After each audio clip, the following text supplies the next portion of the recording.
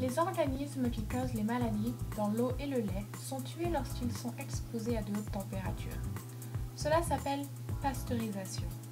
Pour obtenir une bonne pasteurisation, il est recommandé de bouillir les liquides. Mais il existe un autre moyen de pasteuriser votre eau ou votre lait, à des températures moins élevées, en économisant du temps et de l'énergie. La contamination de l'eau est responsable de 80% de toutes les maladies et des décès des pays en voie de développement. Environ 1,5 milliard de cas de diarrhée sont enregistrés tous les ans, tuant presque 2 millions d'enfants. De par le monde, 1,3 milliard de personnes n'ont pas accès à de l'eau potable. Cela inclut la population de l'Afrique subsaharienne. La production de wapis et leur distribution dans les endroits où l'eau potable n'est pas accessible peut faire une grande différence au niveau de la santé globale. Le wapi peut être réutilisé plusieurs fois et il est un appareil très simple qui contient une cire de soja spéciale qui aide ses utilisateurs à déterminer si l'eau a atteint des températures de pasteurisation. Quand l'eau est chauffée à 65 degrés Celsius pendant un peu de temps, il est libre des microbes en comprenant les maladies virales E. coli, rotavirus, giardia et hepatitis A. À 71 degrés Celsius, le lait et la nourriture sont pasteurisés. Le wapi indique que l'eau est potable après que l'eau est fraîchie. Le wapi peut être utilisé avec des sources d'énergie telles que du bois, du charbon et du gaz. Il marche également très bien lorsqu'utilisé avec le cuiseur solaire. Avec un soleil chaud, les cuiseurs solaires peuvent pasteuriser de l'eau pour toute une famille à environ 1 litre par heure. Cette vidéo vous explique quels matériaux sont nécessaires pour fabriquer un wapi et quelles sont les étapes à prendre. En premier, vous aurez besoin de tubes de carbonate de poly d'environ 1 cm de diamètre extérieur et 5 mm de diamètre intérieur. On en trouve facilement à des longueurs de 2,5 m. Ensuite, vous aurez besoin de 2 kg de ligne pour canne à pêche coupée en morceaux de 38 cm de longueur.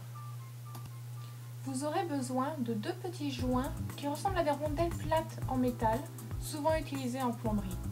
Ils doivent mesurer 1 cm de diamètre extérieur et 5 mm de diamètre intérieur. Ce joint s'appelle souvent un joint numéro 8. Vous aurez aussi besoin d'un large joint de métal mesurant 2,5 cm de diamètre extérieur et 1 cm de diamètre intérieur. Vous aurez également besoin de cire Mi-Vérol 1806K. Et finalement, vous aurez besoin de petits sacs plastiques ainsi que du mode d'emploi. Maintenant, suivez ces 8 étapes très simples pour fabriquer votre wapi. Première étape, découpez les tubes à longueur de 6 cm et demi en utilisant un cutter ou une scie. Deuxième étape, utilisez une petite torche à propane pour chauffer l'une des extrémités du tube et fermez cette extrémité avec une pince et laissez refroidir. Troisième étape, mettez environ 1 cm de cire à l'intérieur du tube et glissez le gros joint de métal par l'extrémité non fermée sur le tube. Quatrième étape, utilisez la torche pour fermer l'extrémité encore ouverte du tube et utilisez une pince pour le fermer. Laissez refroidir. Cinquième étape, percez un trou d'1,5 mm à chaque extrémité aplatie du tube. Sixième étape, coupez le fil de canne à pêche en morceaux de 38 cm. Attachez un petit joint de métal au bout du fil.